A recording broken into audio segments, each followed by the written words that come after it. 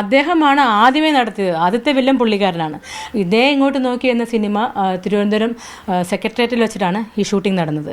അപ്പോൾ ഞാൻ അവിടുത്തെ ടോയ്ലറ്റിൽ പോയിട്ട് വരുമ്പം എന്നെ പുറകിൽ നിന്ന് കയറി ഈ ജയസൂര്യ പെട്ടെന്ന് കയറി കെട്ടിപ്പിടിച്ചപ്പോൾ തിരിഞ്ഞിങ്ങനെ നോക്കിയപ്പോഴത്തേക്കും എൻ്റെ ചുണ്ടിലോട്ട് അമർത്തി ചുംബിച്ചു പുള്ളിക്കാരൻ. അതൊരിക്കലും അത് ശരിയായില്ല. ഞാൻ പിന്നെ പെട്ടെന്ന് പിടിവിട്ടിട്ട് ഓടിപ്പോരുക താഴെ വന്നു. അപ്പം നമ്മുടെ ജഗദീഷ് ശ്രീകുമാർ ചേട്ടനും എല്ലാ ആർട്ടിസ്റ്റും ആ ഗ്രൗണ്ടിൽ ഇരിപ്പുണ്ടായിരുന്നു. അപ്പോൾ എനിക്ക് ജഗദീഷ് ചേട്ടൻ എന്ന് വെച്ചാൽ ഭയങ്കര he was very decent and was very genuine person he was. അപ്പോൾ എനിക്ക് ഭയങ്കര കംഫർട്ടായിരുന്നു ആ പുള്ളിക്കാരൻ്റെ അടുത്ത്. അപ്പോൾ ഞാൻ വെച്ചാൽ പുള്ളിക്കാരൻ്റെ അടുത്ത് ഷെയർ ചെയ്താലോ ഇത് ചെയ്ത്, കാരണം എൻ്റെ ആദ്യത്തെ ഫിലിമാണ്, ഇങ്ങനെയൊക്കെയാണോ ഫിലിം, നമുക്കങ്ങനെ തോന്നിയല്ലോ ഇതെന്താ സംഭവം അങ്ങനെ.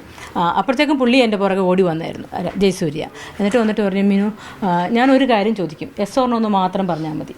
അപ്പോൾ ഞാൻ വെച്ചാൽ എന്തേ? അപ്പോൾ പറഞ്ഞു, അതെ എനിക്ക് ഇവിടെ ട്രിവാൻഡ്രത്ത് ഫ്ലാറ്റ് ഉണ്ട്, എനിക്ക് മിന്നുവിന് ഇൻട്രസ്റ്റഡ് ആണ്, താല്പര്യം നമുക്ക് ഫ്ലാറ്റിൽ വെച്ച് കാണാം. ഞാൻ പറഞ്ഞു നോ, അത്ര പറഞ്ഞു. അതിനുശേഷം വേറെ ഒന്നും ഉണ്ടായിട്ടില്ല. അങ്ങനെ ഈ ദേ ഇങ്ങോട്ട് നോക്കി എന്ന സിനിമ നടന്ന ആ സമയത്തായിരുന്നു ആദ്യത്തെ സിനിമ.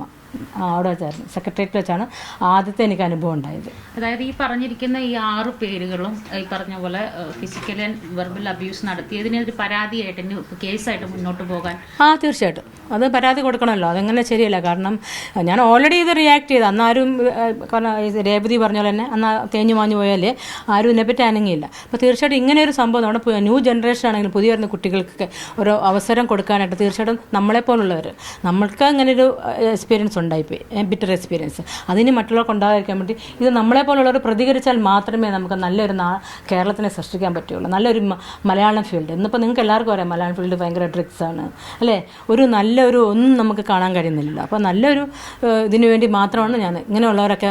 ഇതിപ്പോൾ ഫേസ്ബുക്ക് കുറിപ്പ് വന്നതിന് ശേഷം ആരെങ്കിലും ഏതെങ്കിലും രീതിയിൽ വിളിക്കുകയോ സ്വാധീനിക്കുകയോ മാറ്റണം അങ്ങനെ എന്തെങ്കിലും ആവശ്യപ്പെടുകയോ എന്തെങ്കിലും ചെയ്തിട്ടുണ്ടോ? ഞാൻ ഇന്നലെ ലേറ്റായിട്ടാണ് കിടന്നത്. അപ്പോൾ ഫോണൊക്കെ സൈലൻ്റ് ആക്കിയിട്ടാണ് കിടന്നത്. എന്നിട്ടിപ്പോൾ ഞാൻ ഏഷ്യാനെറ്റ് വിളിച്ചപ്പോഴാണ് ഞാൻ എഴുന്നേറ്റത് തന്നെ. അത് വേറൊരു ഫോൺ കോളാണ്, ഫേസ്ബുക്കിലിട്ട് അത് സൈലൻ്റ് ആക്കാൻ മറന്നുപോയി. അല്ലെ അപ്പം അങ്ങനെയാണ്. അതിൽ നിങ്ങളൊക്കെ വിളിച്ചത്. ഇല്ല, പോലീസിലൊന്നും പോയില്ല അന്ന്. ഇനി പോകും, തീർച്ചയായിട്ടും പരാതി കൊടുക്കും. 6 പേർക്കെതിരെയും കൊടുക്കും.